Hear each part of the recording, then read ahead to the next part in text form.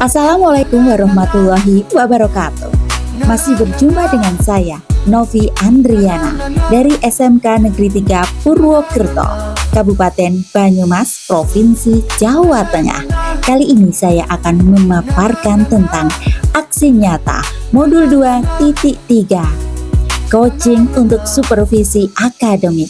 Saya bersama Ibu Lilis Munfarida, SPD, jurusan Husana, dengan mata pelajaran Pola Dasar Badan Sistem Dressmaking skala 1:4.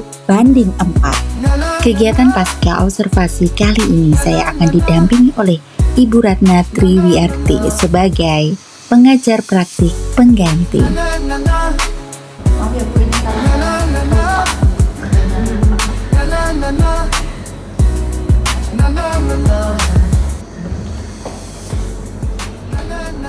Assalamualaikum warahmatullahi wabarakatuh.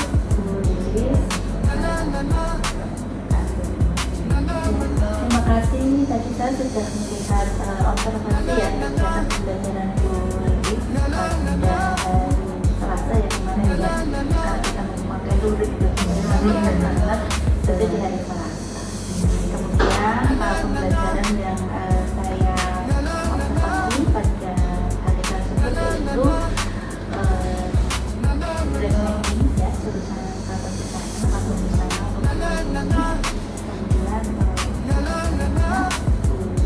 ini sudah baik sekali, luar biasa. Di sana sudah menggunakan banyak guru, kemudian pertanyaan sehingga pembelajaran di sana sangat meriah sekali dan banyak siswa yang waktu itu. Untuk hari ini saya akan sedikit wawancara observasi dari diri sudah siap di ya. Untuk yang pertama, untuk tujuan kegiatan pembelajaran tersebut apakah sudah tercapai? Menurut saya sudah ya.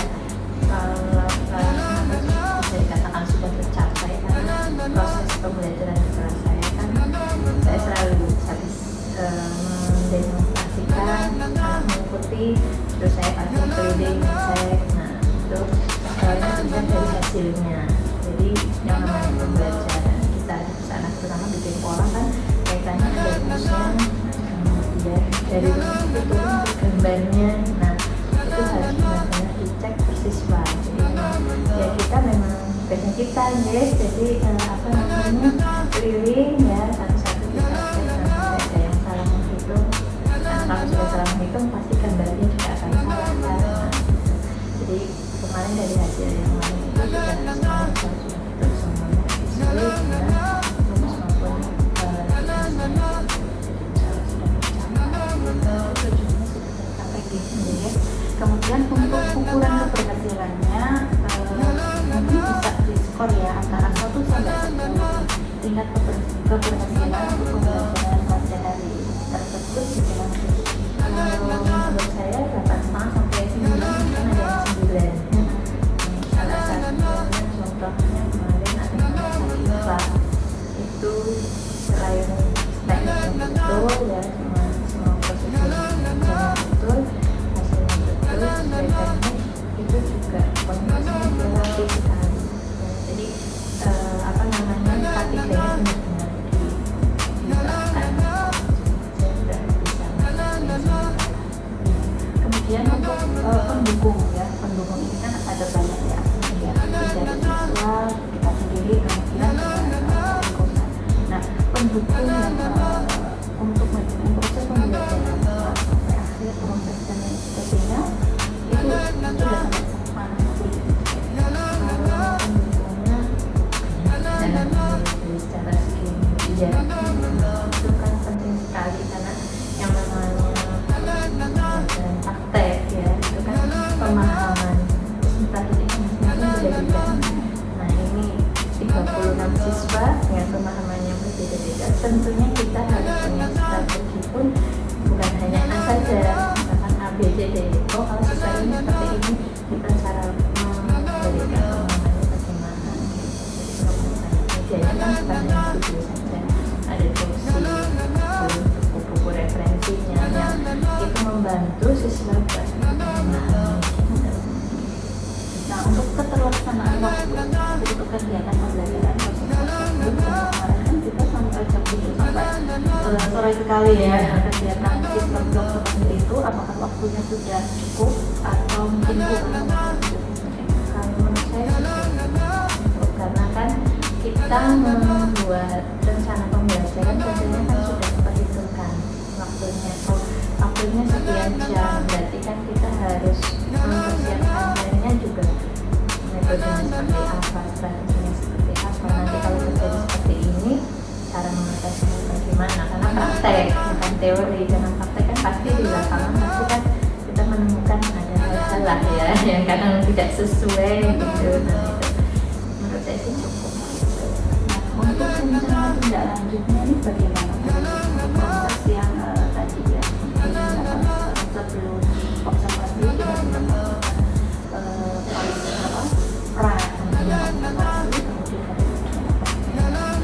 bagaimana rencana tindak lanjut pada pembelajaran yang akan kita lakukan dengan mata pelajaran yang kalau tindak lanjutnya kita karena di fase T ini kan masih basic dan masih dasar.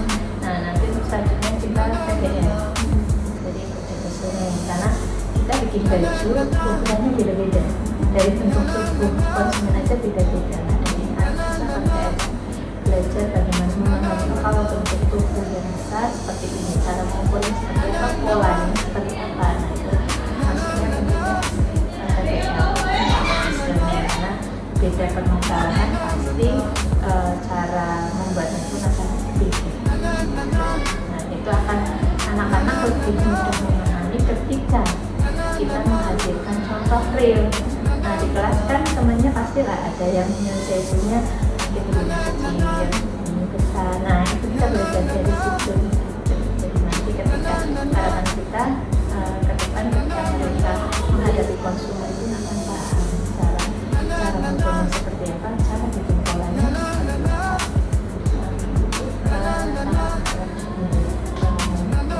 Boleh spill sedikit mungkin contoh realnya seperti apa dulu.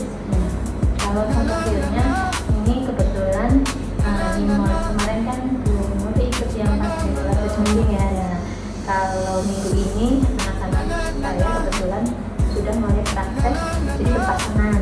Nah, mereka saling berpasangan, saling mengukur, kemudian membuatkan polanya pasangannya masing-masing. Nah, dari situ kan bisa saling mengoreksi gitu. Nah, nanti setelah itu baru masuk ke tahap berikutnya. Sudah bergeser dari pola, kita bergeser ke menjahit bajunya. Nah, jadi akan benar paham, oh ternyata panjang bahu sekian hasilnya seperti ini gitu kan, tingkat badannya sekian hasilnya seperti ini. Untuk refleksi hari ini untuk pembelajaran dan pertemuan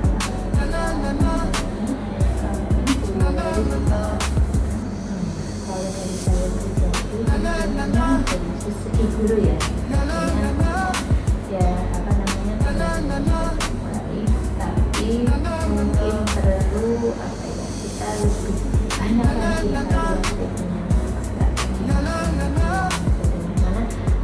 yang namanya perkembangan fashion, perkembangan teknologi itu kan beriringan.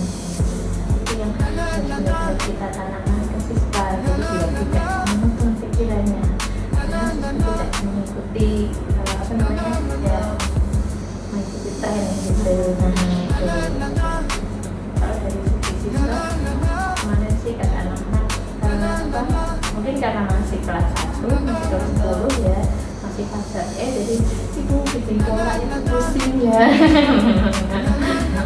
Itu seperti itu, tapi itu wajar. Nah, ini sudah masuk ke tahap mereka sudah membuat saling membuat pola temannya kan, saling mengukur. Nah, ini sudah mereka sudah merasa senang kalau sudah, karena sudah bajunya udah mau jadi kan gitu.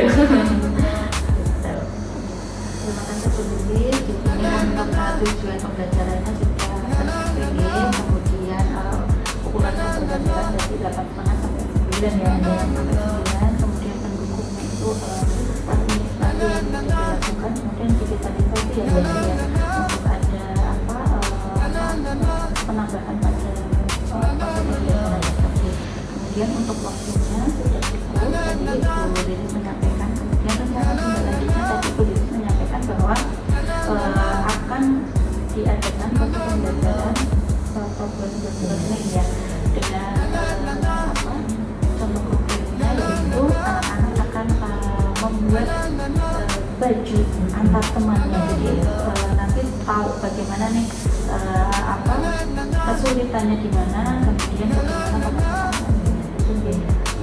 Jadi terima kasih Bu Lilis untuk pembelajarannya terus pertemuannya hari ini.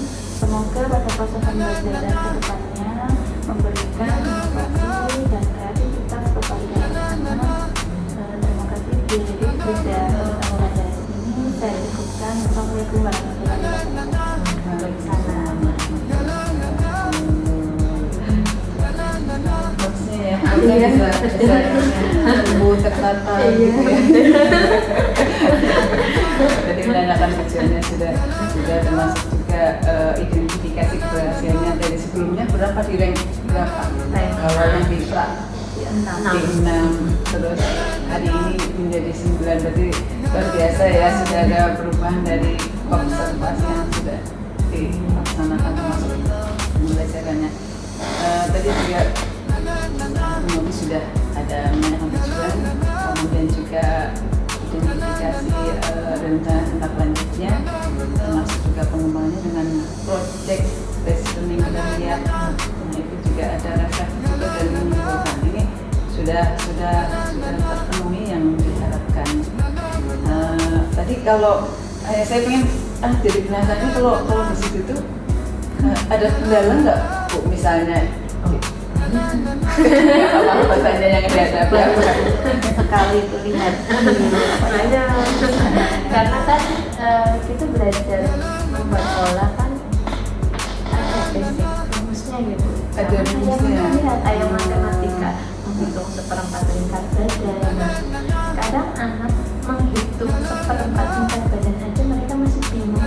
seperempat lingkar badan yang misalkan ya betul. Iya, misalnya seperempat kali lingkar badannya 100 ya, cara kamunya 25 nih kadang.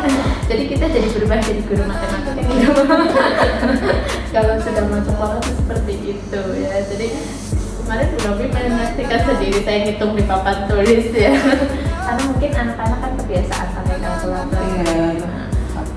Iya, betul. Nah, sama saya kebetulan kan ya, pokoknya no HP, no kalkulator. Solusinya gimana itu?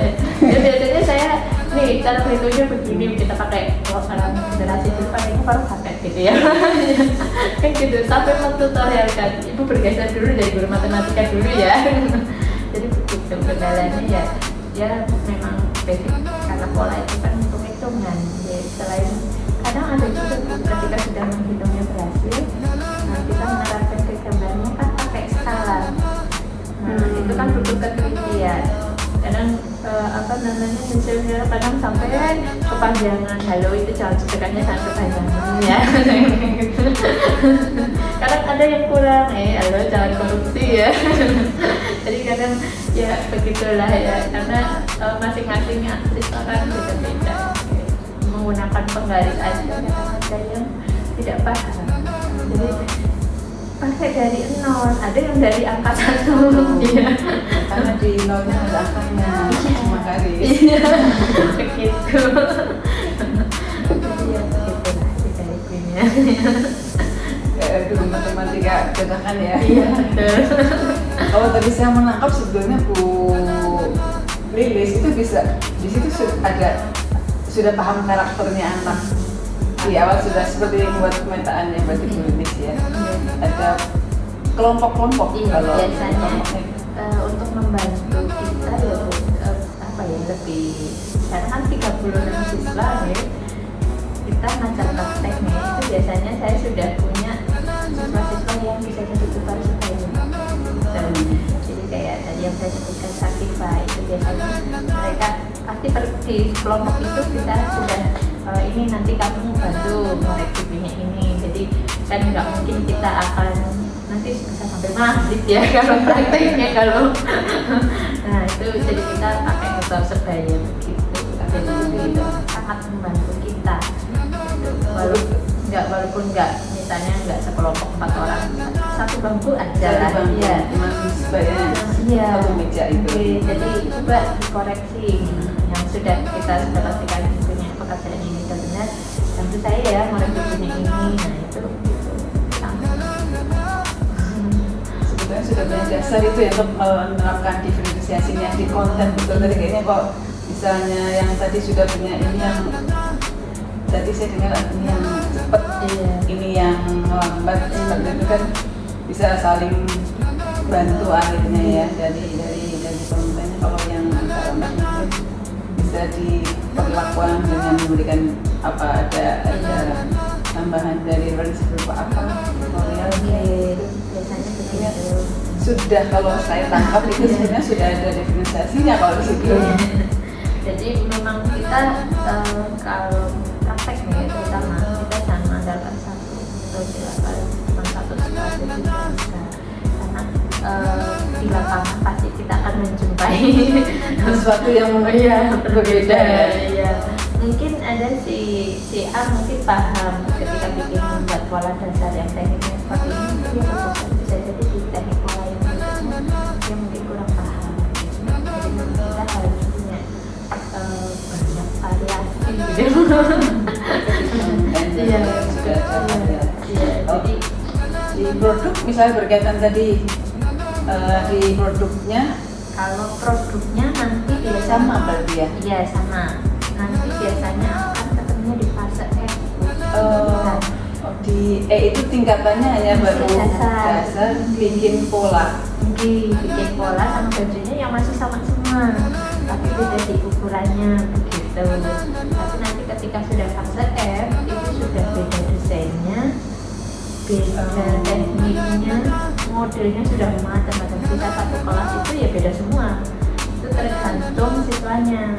Gitu. Jadi ada 30, biasanya ini 36 model baju.